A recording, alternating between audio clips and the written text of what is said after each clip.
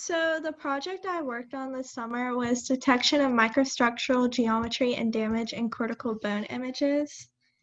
And so a little bit of background, deformation and fracture in cortical bone is influenced by microstructural geometry, and osteons are the principal microstructural unit in cortical bone and part of the Haversian system in the millimeter length scale. Interfaces known as cement lines define the outer boundary of the osteon and provide defense against fracture and deformation in a cortical bone.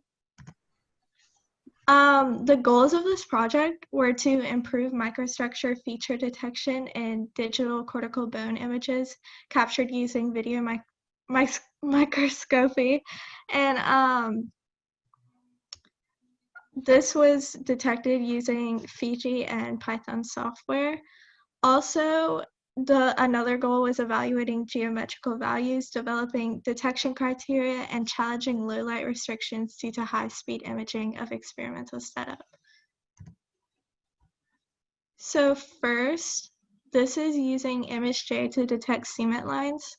So in the ImageJ program, contrast on the image was enhanced in order to get a better view of the microstructure of the bone with the enabling of a histogram of 0.03% in order to get a better view of the surrounding cement lines.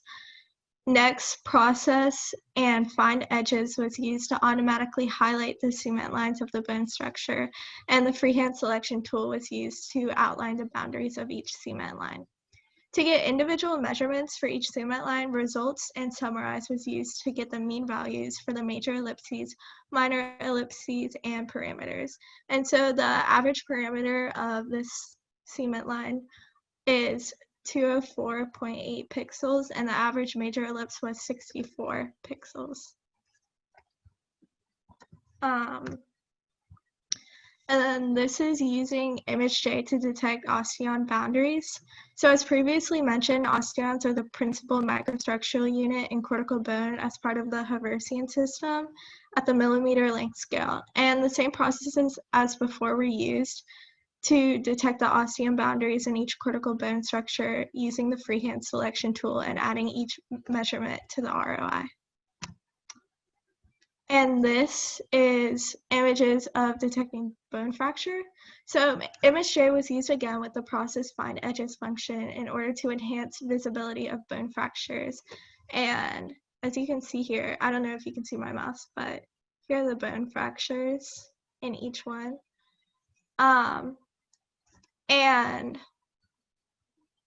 as pictured, the image on the right has less cement lines and had visibly more fractures compared to the image on the left that had more cement lines and visibly less bone fractures, which leads us to conclude that the cement lines are protecting against fracture and deformation in cortical bones.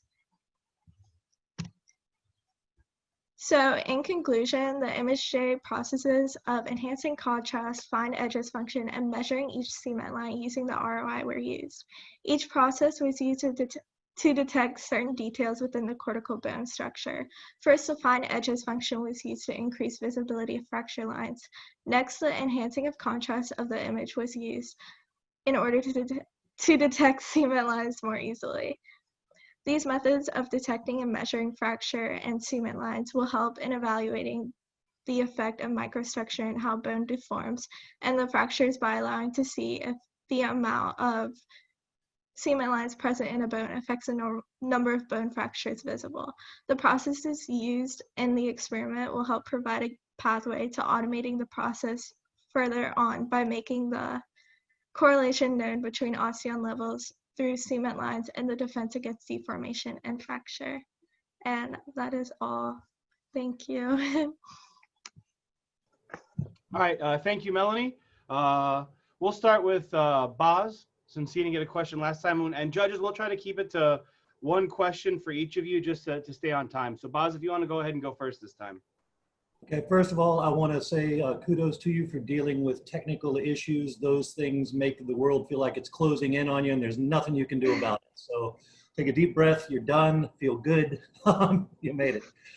Listen, I want you to tell me, what part of your presentation were you most concerned with getting your message across? and show me the slide and how you solved your concern. How did you address the piece of information that you had the most trouble getting to us? It was probably the conclusion, honestly, because just like putting all of that information together and like making it applicable to like the like all the information, like having it come full circle and like connecting it all. So So what do you connect a conclusion to? Are you talking about your objectives at the beginning? Or are you talking about yes, the objectives at the beginning. Okay, thank you.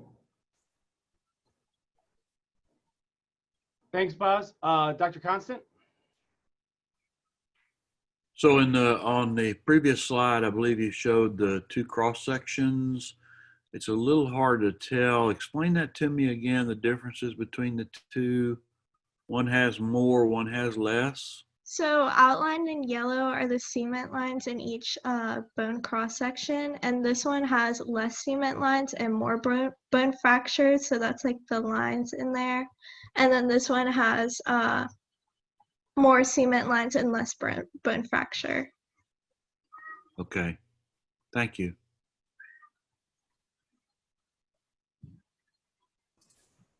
Oh, that's all I had. So. Yeah, thank you, Dr. Constant. All right, Dr. Lima?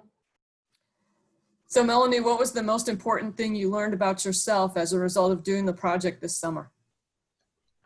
Probably that it's okay to mess up sometimes, because I don't know, I usually put a lot of my pressure on myself to do everything right, and just having that like trial and error experience just helped me learn that it's okay to mess up and there's errors to everything, and you just gotta, it's a learning experience to fix that. Very good. All right, thank you, Melanie. We do have time for one more question. So if any of the judges have another one that they would like to go into before we move on.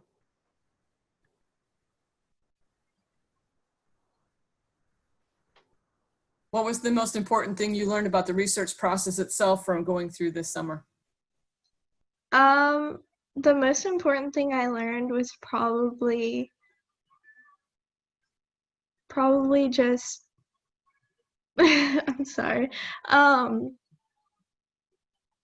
Like patience with the process. Like you can't just do a full project overnight. Like it takes a lot of steps and like a lot of beginning like steps to learn how to use like ImageJ. Like we did a bunch of practice stuff before actually getting into the bone thing. So